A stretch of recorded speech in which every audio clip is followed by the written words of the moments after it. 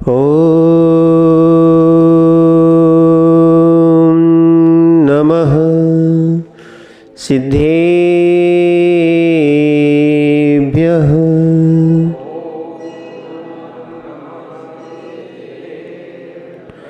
ॐ नमः सिद्धेभ्यः।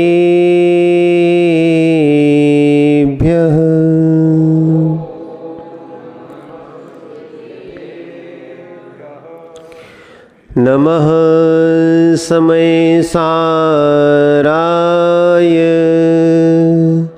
स्वानुभूत्या चिकास्यते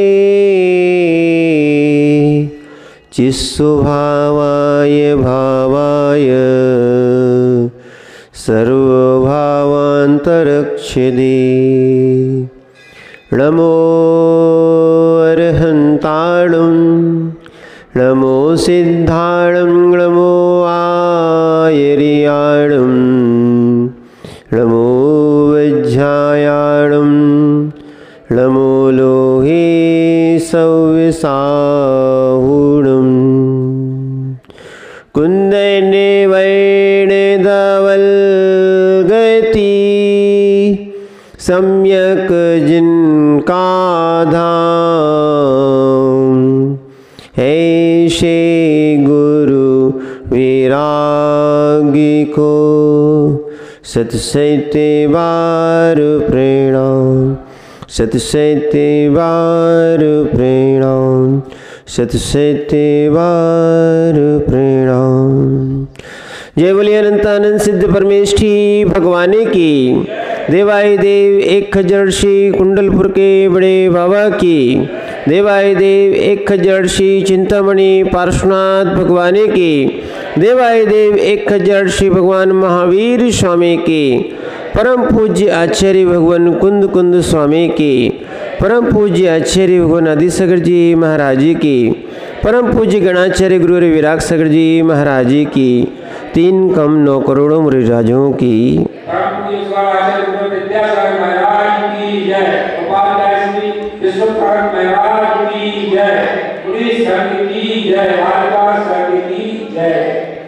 वो चेतन आत्माओं, हम सभी पार्श्वनाथ स्वामी के पादमूल में बैठकर अपने आप को उस रौद्र ध्यान और आर्त ध्यान से बचाना चाहते हैं जो संसार का कारण है।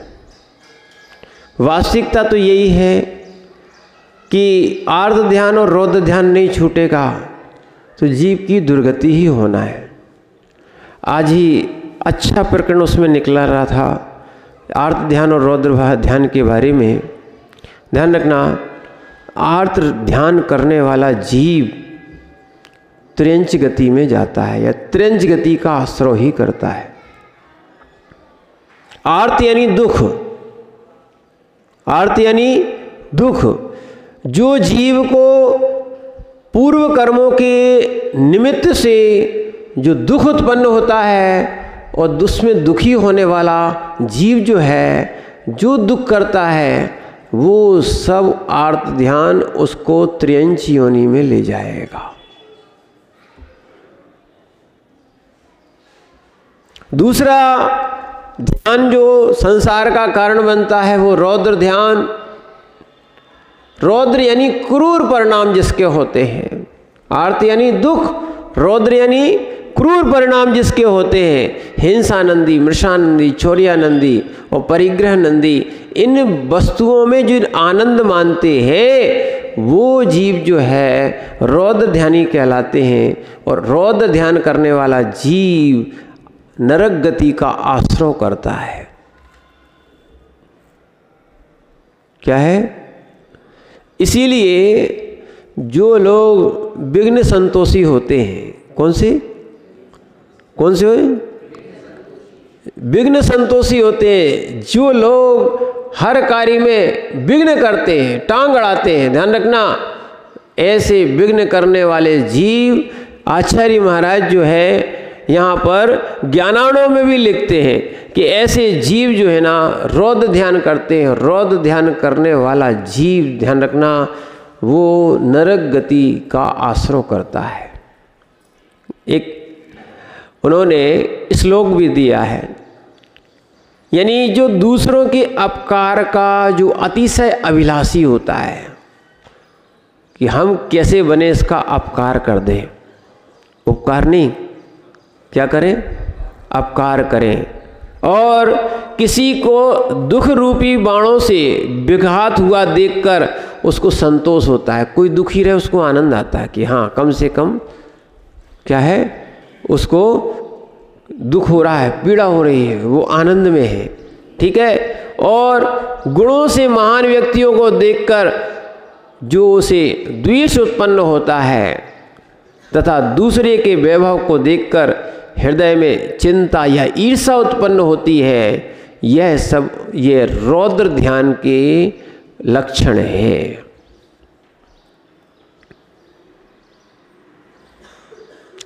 जगत में देखना यही नहीं चल रहा क्या? अपने मन में ये सब कुछ नहीं चल रहा क्या? इसीलिए हमने आपसे कहा था ध्यान पे ध्यान दो कि ध्यान कहाँ का हो रहा है, कहाँ जा रहा है।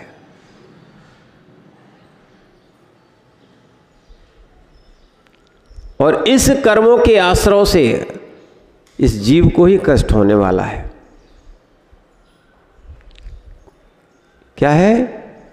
इसीलिए पर का उपकार करना चाहिए, पर के कारण संक्लिष्टता नहीं लाना चाहिए। ये स्वयं का अपकार हो जाएगा। हम जितना बन सकते हैं सहयोग करें, करना ही चाहिए, ठीक है। पर वास्तविकता में अपने आप को कलुषित करके नहीं करना, ये कोई धर्म नहीं है। ये आर्त और रौद्र ध्यान है।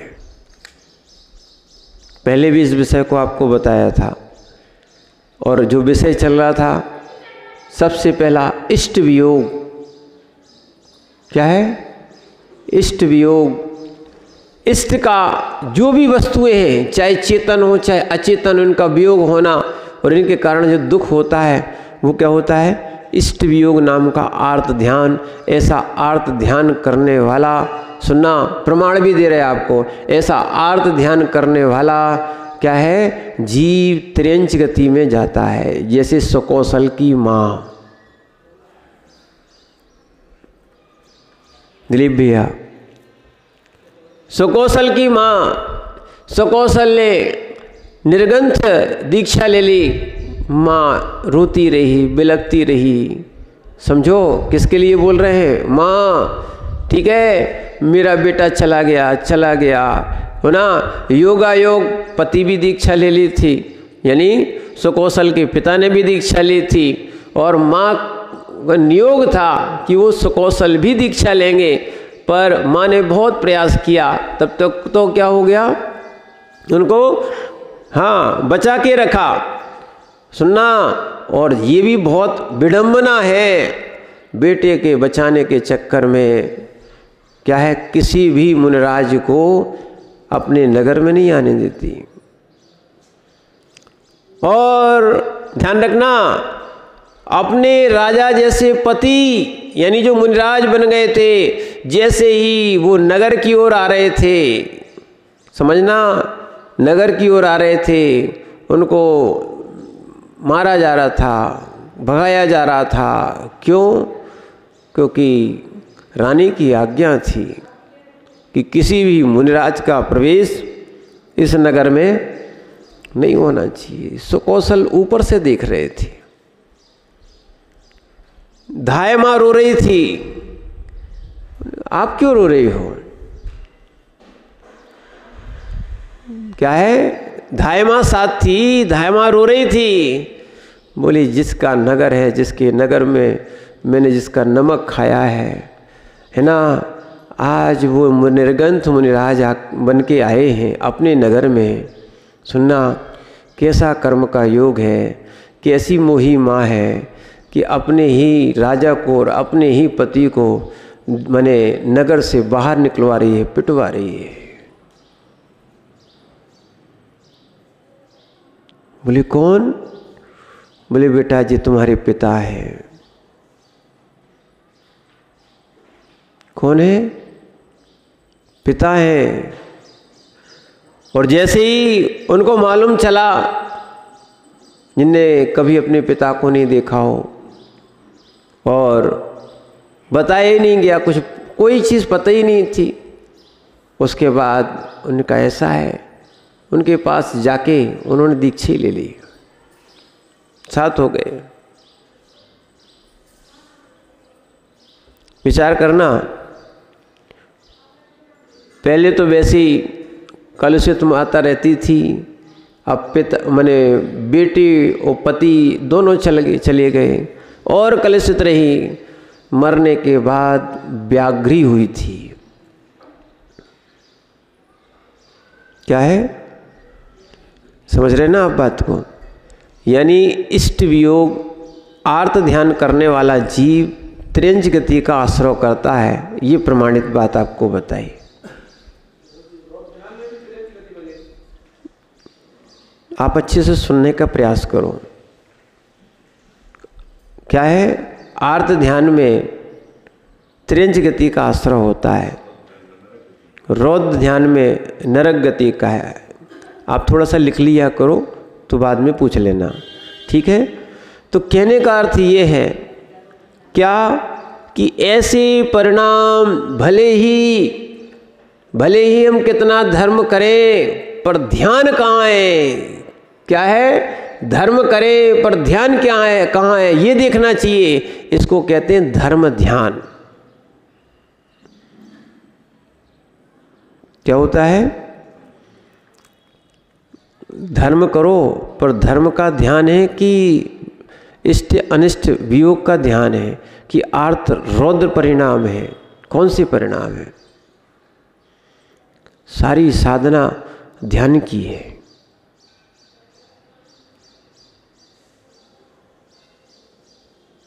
क्या है? सारी साधना ध्यान की है। इसलिए ध्यान रखना, बहुत सारे लोग हो सकता है जिन आगम के रहस्य को समझ नहीं पाएंगे और हो सकता है हमारी बात को भी नहीं समझ पाएंगे।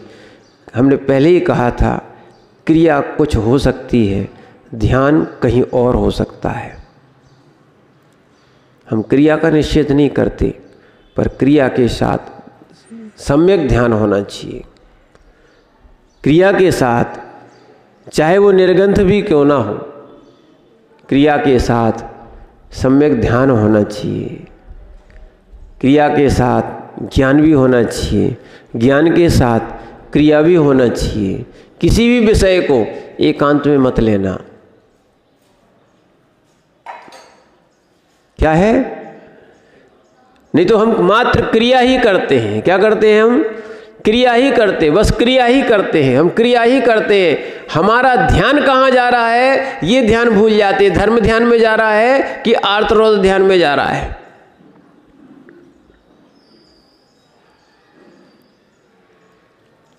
बेटे के राग में माँ रोई, व्याघ्री बनी।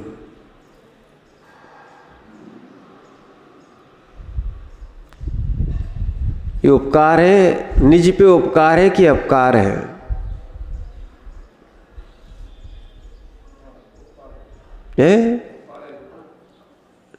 यही तो समझ नहीं पा रहे हो आप। निज का, दिलीप भैया, निज का उपकार है कि अपकार है? क्या है? निज का अपकार कर रहे हैं। निज का अपकार कब से, अनादि काल से जीव का चला आ रहा है। ऐसा राग, क्या है? ऐसा राग जीव को संसार में भ्रमित किए हुए, बस यही है अज्ञान। क्या है? इसलिए इसको अच्छे से समझना। जहाँ ममत्व होता है वहाँ बंध होता है, जहाँ निर्ममत्व होता है वहाँ पर निर्बंध होता है जी।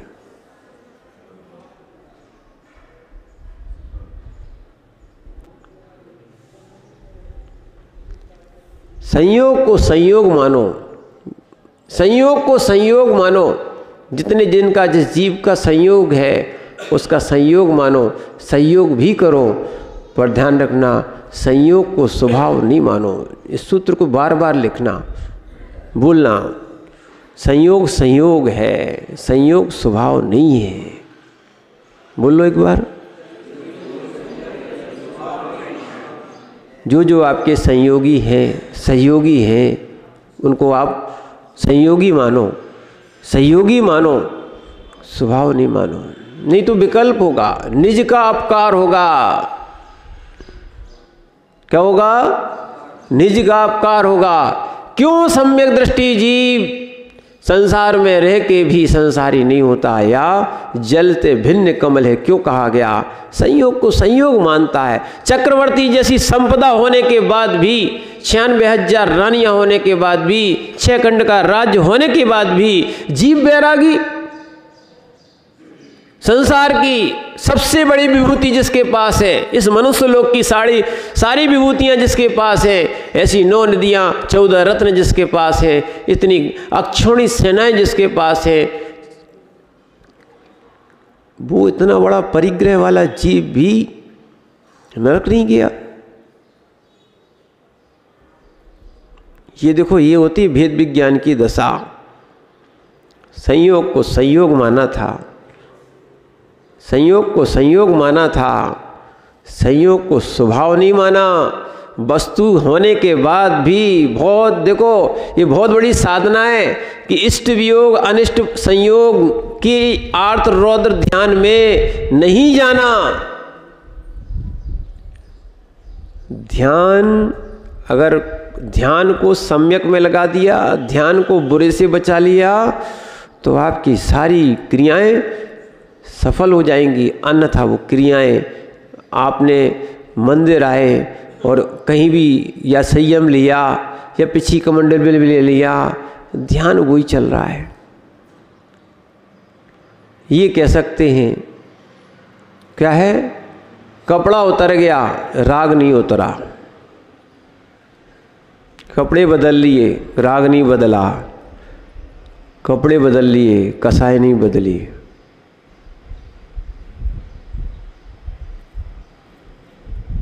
इसलिए जितने लोग श्वेत वस्त्रों में और पीत वस्त्रों में आते हैं, ये कम से कम शुक्ल लेस्या और पीत लेस्या का चिंतन करें। हमें क्या है? कृष्ण नील कापूत के प्रणाम मनाकर कसाय नहीं करना।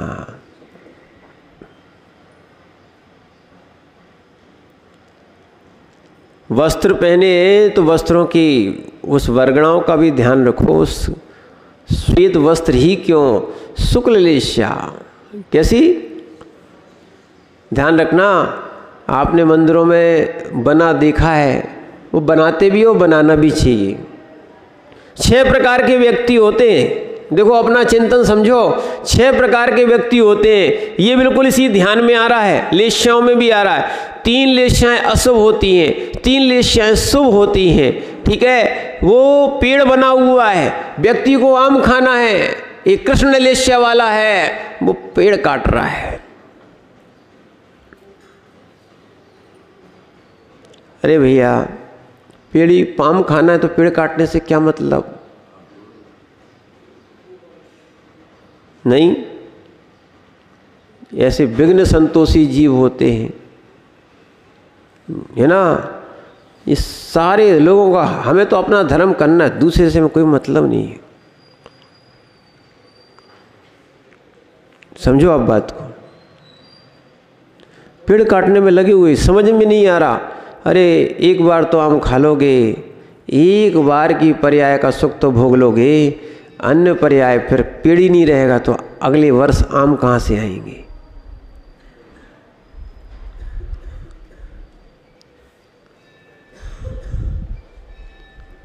ऐसे अज्ञानी जीव कृष्ण लेस्या वाले होते। कुछ लोग शाखाएं काट रहे हैं। नील लेस्या वाले क्या कर रहे हैं? वो शाखाएं काट रहे हैं। धीरे धीरे समझना इस बात को। अपन धर्म करने आए कि पेड़ काटने आए कि शाखा काटने आए? विचार करो। लेश्याओं का भी बहुत असर पड़ता है। नहीं दिया ध्यान तो दुर्गति हो जाएगी।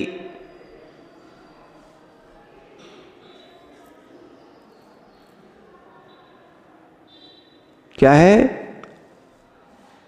इसीलिए इन वर्णों के साथ कुछ जुड़ा जरूर है। और आज ये कोई बड़ी बात नहीं है। अहमदाबाद में एक कैमरा है, और भी जगह होगा, लोगों ने बताया है पीछे जीव की कैसा भावना चल रही है उसका फोटो आ जाता है।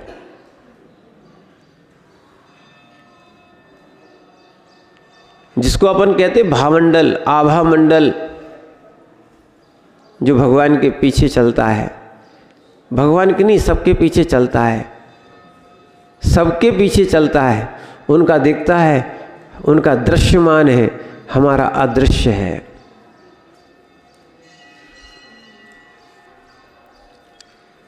क्या है? इसलिए आभा मंडल जो है ना, वो स्वयं की लेशाओं पे निर्भर होता है।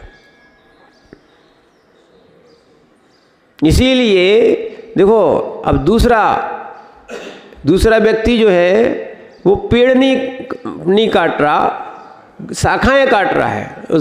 तीसरा व्यक्ति है वो शाखाएं नहीं काट रहा, वो गुच्छे के गुच्छे तोड़ रहा है।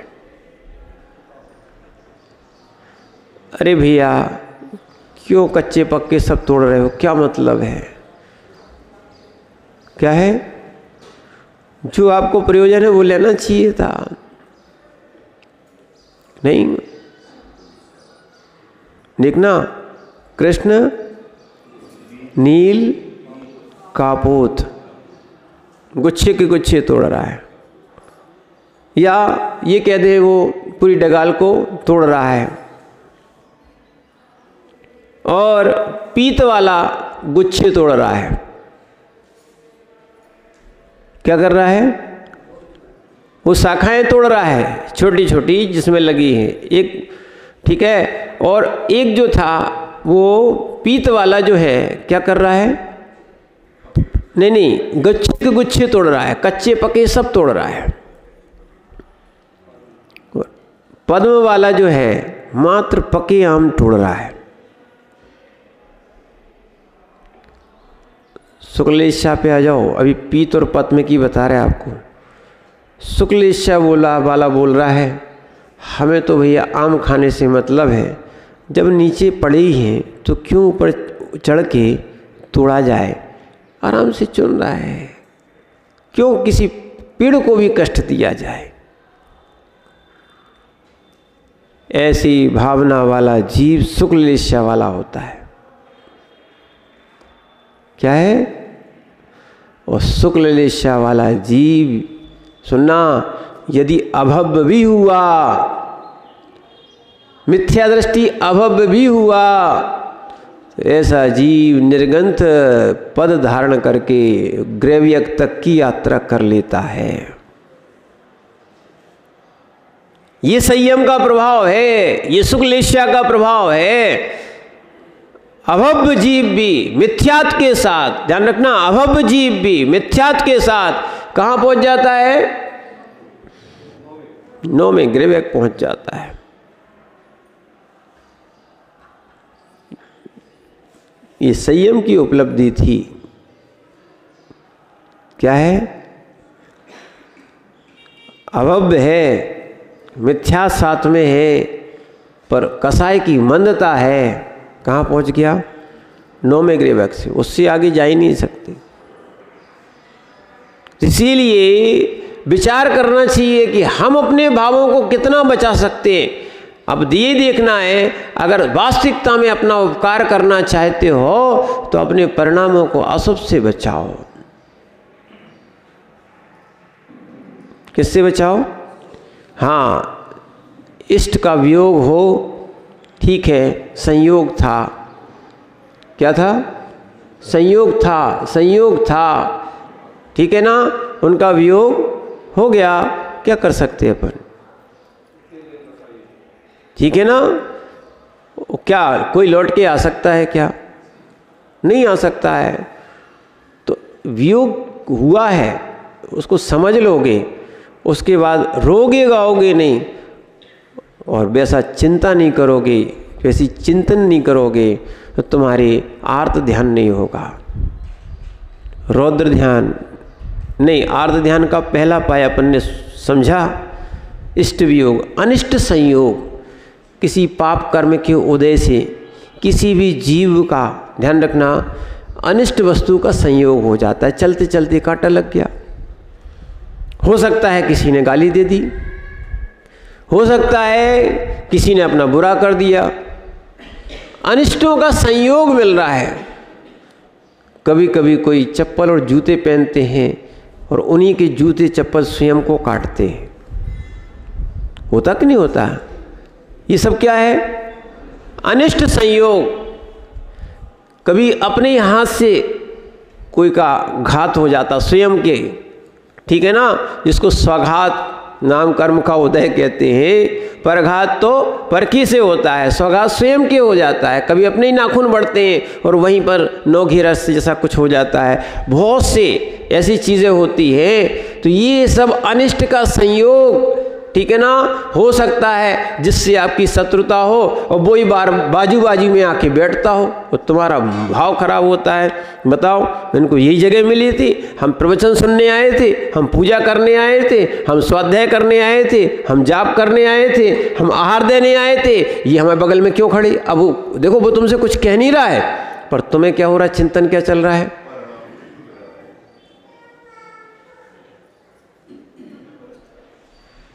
अब बताओ क्या चल रहा है? अनिष्ट संयोग। क्या चल रहा है? ये आर्त ध्यान चल रहा भी है। आर्त ध्यान समझो, इसमें उतरो, कहीं पूरी पर्याय आर्त रौद्र में न निकल जाए।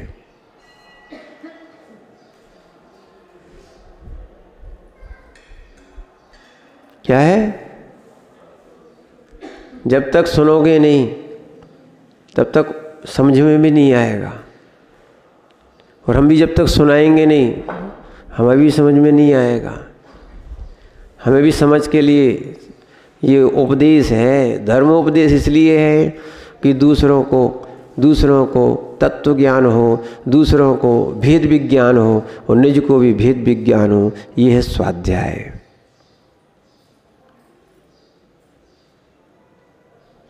क्या है?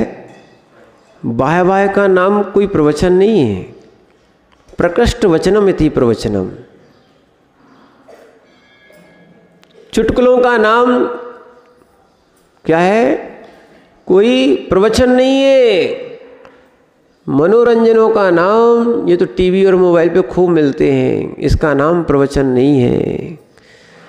जहाँ आत्मरंजन हो उसका नाम प्रवचन है।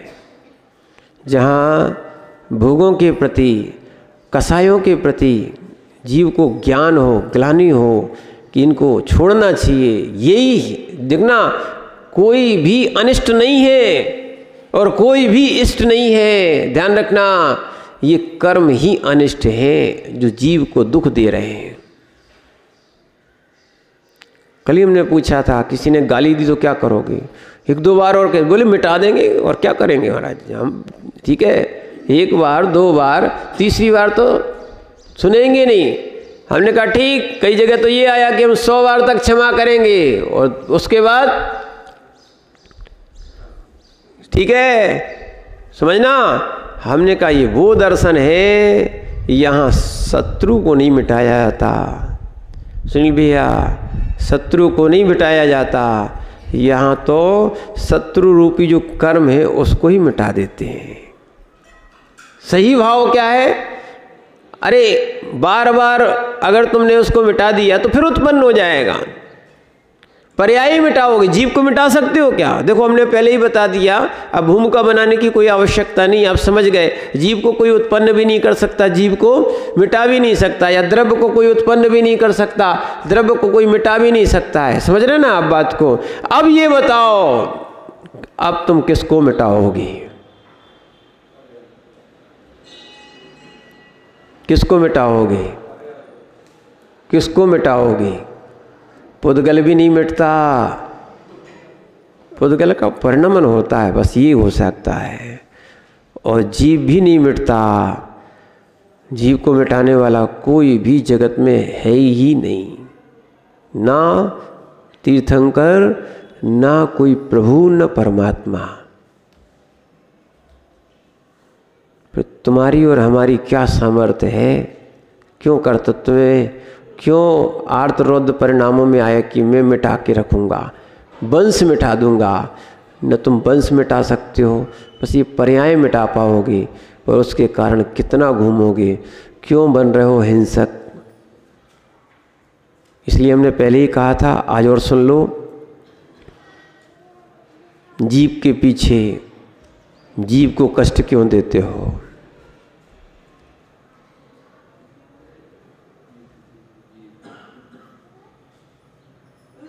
क्या बोल रहे हैं? जीव के पीछे जीव को कष्ट क्यों देते हो? यनन भैया बताओ, जीव के पीछे जीव को कष्ट क्यों देते हो? किसके पीछे? जीव के पीछे। आलू प्याज सब खा रहे हो, अवक्ष खा रहे हो, जीव के पीछे बेचारा क्या है, जीव द्रव्य कष्ट में है। अब कर रहे हो पाप, कर रहे हो माने हिंसा, फिर भोगना पड़ेगी कि नहीं?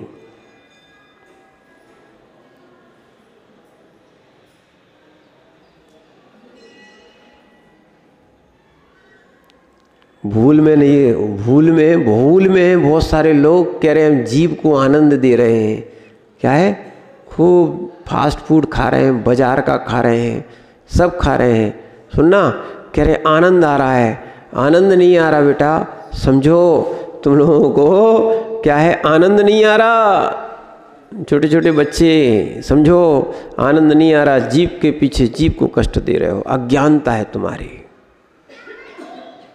विभाव भाव है तुम्हारा, रागादि भाव है तुम्हारा। कौन सा है? रागादि भाव है तुम्हारा।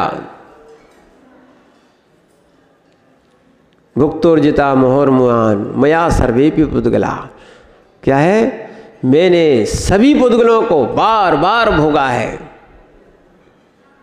ऐसा संसार में कोई भी द्रव्य नहीं बचा है, ऐसा संसार में कोई भी भोजन वाला भी और पांचों इंद्रियों वाला कोई भी द्रव्य नहीं बचा है कि जिसको मैंने भोगा ना हो।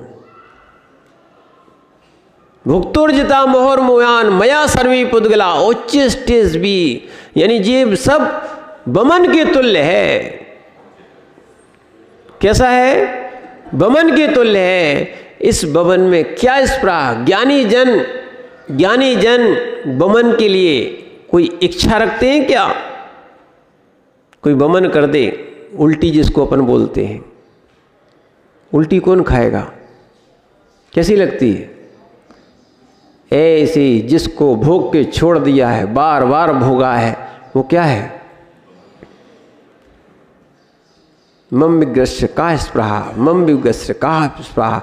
ऐसे बांति को, बमन को कौन चाटेगा? स्वान थोड़ी है। स्वान क्या है? बमन को अरे थोड़ी सी होता सो ओ कर देता हो, फिर उसी को चाट लेता है। ऐसे ध्यान रखना, तुम भी तो यही कर रहे हो।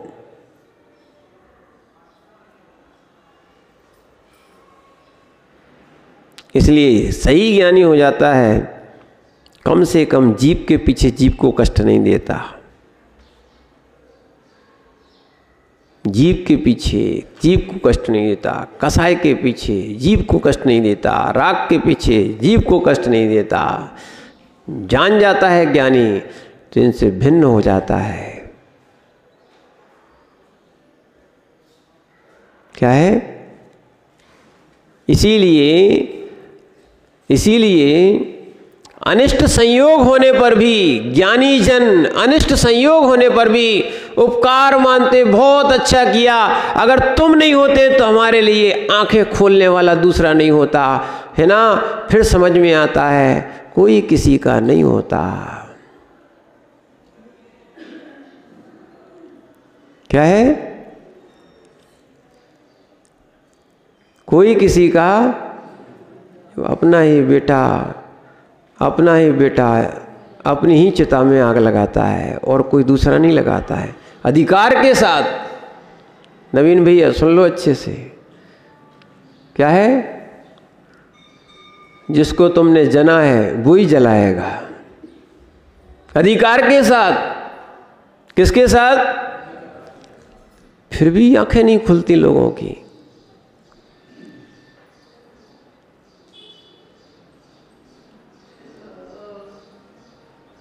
अनिष्ट संयोग होते हैं, होते ही रहेंगे। सबसे बड़ा अनिष्ट कोई है तो वो है कर्म। क्या है?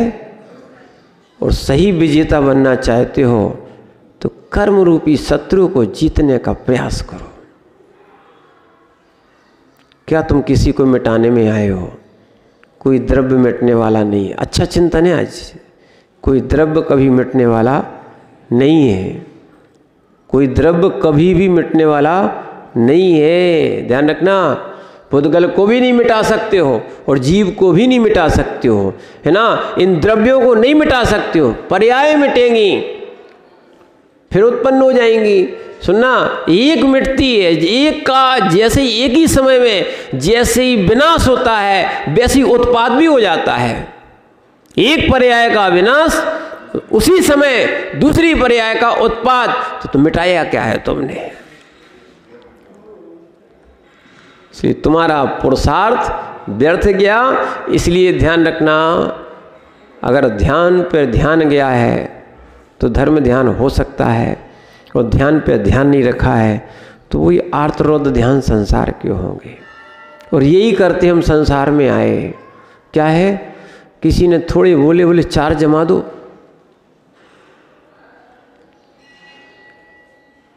चाहे घर हो चाहे मंदिर हो। धर्मात्मा हो, धर्म आत्मा में है जिसके, वो कहलाता है धर्मात्मा। यह तो ध्यान ही में नहीं है धर्म, तो फिर आत्मा में कहाँ से हो जाएगा?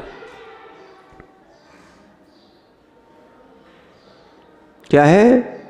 जिसके ध्यान में नहीं है उसकी आत्मा में कहाँ से होगा? इसीलिए इस अज्ञानता का प्रायश्चित करो, पश्चाताप करो, प्रत्याख्यान करो, प्रतिक्रमण करो। हे भगवान, ऐसी गलतियों की अब हम मांगते हैं क्षमा। तस्मिच्छामि दुक्खड़म। अब इनका ध्यान रखेंगे, अब इनको नहीं करने का प्रयास करेंगे, पुरुषार्थ भी करेंगे। एक बार जिसका आपका भाव हो जाए वो कार्य होगा।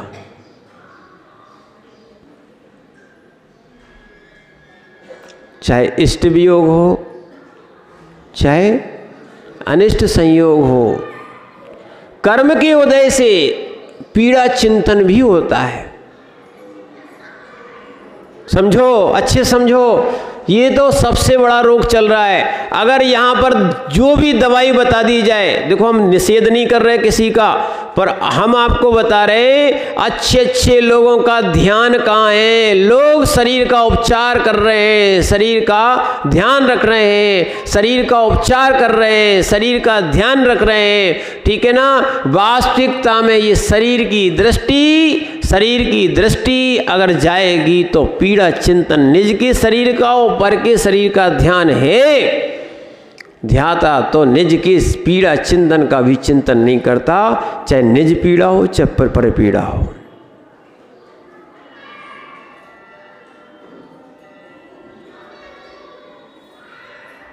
और पीड़ा चिंतन हो रहा है, कौन सा ध्यान है? देखो अब आएगा आपको समझ में, थोड़ा बहुत आ जाए। जिस जीव की पुण्य का योग होगा, जिस जीव की होनहार निर्मल होगी, उसको ही समझ में आना है। जिसका पुण्य का उदय होगा उसको ही जिनेंद्र के वचन जिनवाणी समझ में आएगी। नहीं तो कहेंगे महाराज को क्या मालूम क्या लगता है, क्या बोलते रहते, समझ में नहीं आता। ठीक है, अच्छी बात है। क्या है? जिनवाणी सुनने की भी पात्रता योग्यता होना चाहिए। जिनके पास योग्यता होती है वो ही यहाँ बैठते हैं, बाकी तो अन्य ही चले जाते हैं।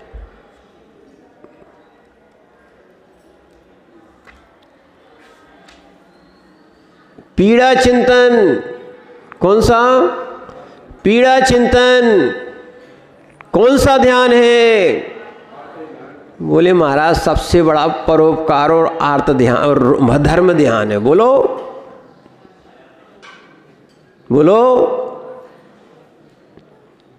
अभी आपने ग्रंथ नहीं पढ़े हैं, आप मनमाना बोल रहे हो। कुछ नहीं, इष्टोपदेश को ही पढ़ लो, इष्टोपदेश को पढ़ लो, आ रहा है आनंद। देखो क्या है, जब संपत्ति अपने पास होती है तो उसका आनंद आता है, जब ग्रंथ अपने पास होते हैं, अर्थ अपने पास होते हैं, उसका चिंतन अपने पास होता है आनंद। तो इष्टोपदेश में लिखा है, न मे मृत्यु को तो भीतर, न तो कोरोना का भय है ना, न किसी का भय। इसलिए सम्यक दृष्टि होता है निर्भय। रो रहे हैं, चिल्ला रहे हैं, शांति धारा में कोरोना जोड़ो, कोरोना जोड़ो, करो आर्त ध्यान।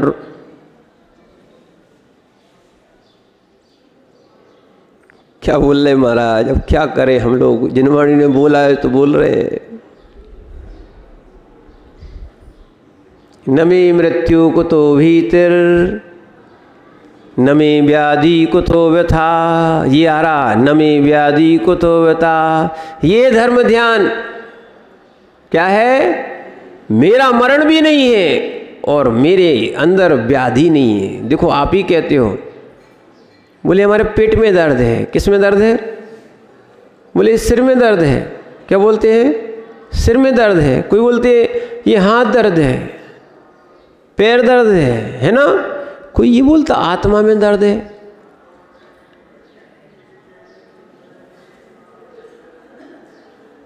कोई बोलता आत्मा में दर्द है। क्या है? आत्मा में दर्द है। कोई बोलता अभाव भेद विज्ञान पर शरीर यहीं जल जाना है, आत्मा को नहीं जला पाओगे। क्या है? शरीर यहीं जल जाना है, आत्मा को नहीं जला पाओगे। ठीक है ना? तो शरीर पुद्गल है। क्या है? शरीर पुद्गल है। समझ रहे बात को? जब तक ये चेतन है तो सब तुम्हें रखे हैं, नहीं तो चिताई पे जलाएंगे। चेतन को निकलने के बाद चिता पे ही जलाते हैं, इस चिता पे ही जला देते, यानी इस चिता को आग लगा देते हैं।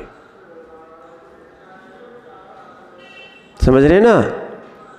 अब रो कि हमारे रिश्तेदार को, हमारे पुत्र को, हमारे पिता को, हमारे भाई को, हमारे कोई पति को, कुछ भी कहो, हमारी पत्नी को, हमारे बेटे को, हमारी बेटी को क्यों जला रहे हो? अब बोलो।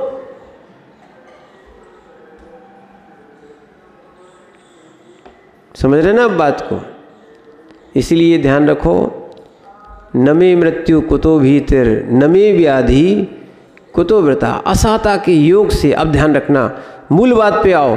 असाता के योग से एक और ध्यान रखना, हम एक आपको जिनागम का ऐसा रसपान कराना चाहते, आपको पीड़ा होने पे भी पीड़ा ना हो, तब आपके अंदर कहेंगे धर्म ध्यान आया है।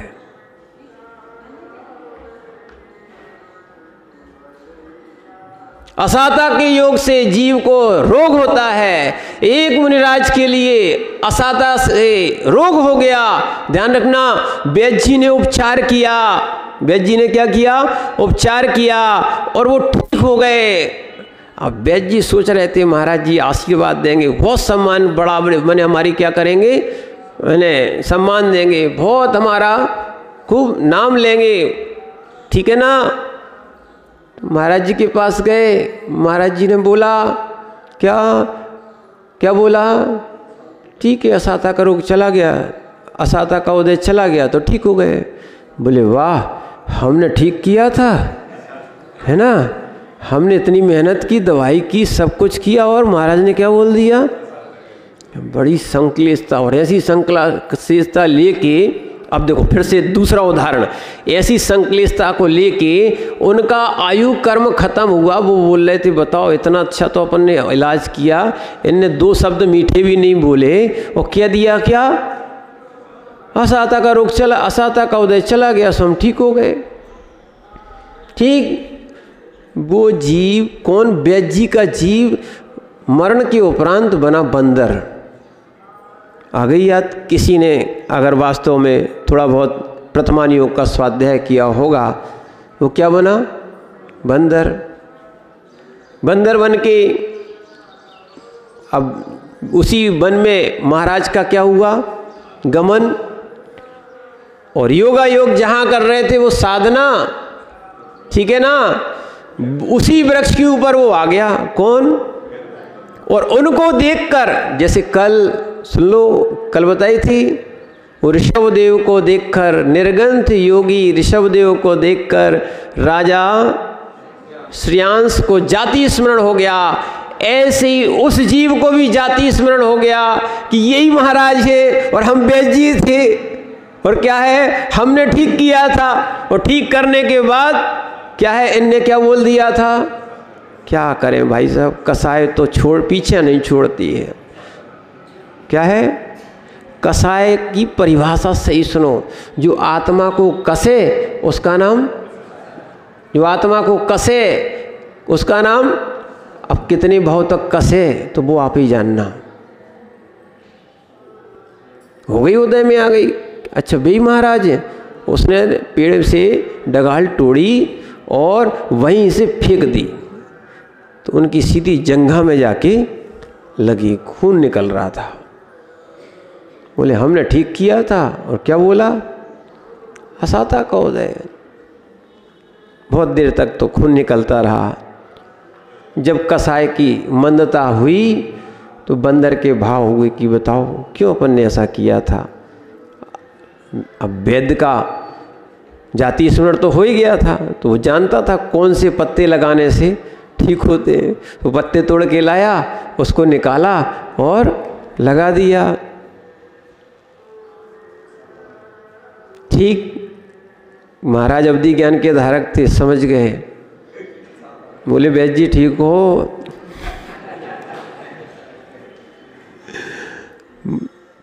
वो भले बोल नहीं पा रहा, वो समझ गया, हाथ जोड़ के खड़ा था, आंखों में आंसू थे।